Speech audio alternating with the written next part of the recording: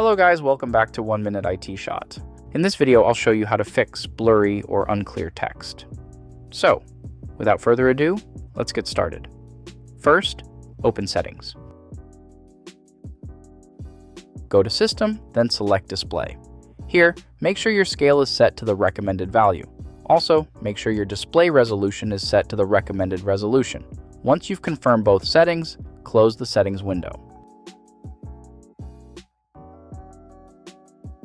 Next, click the Start button and search for Adjust the Appearance and Performance of Windows. Open it. In the Visual Effects tab, make sure Smooth Edges of Screen Fonts is checked.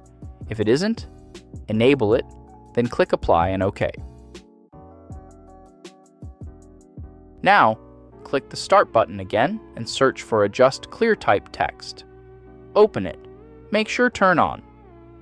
ClearType is enabled, then click Next. Windows will now guide you through several text samples. And that's it. That's how to fix blurry or unclear text on Windows 11. If this video helped you out, please leave a like.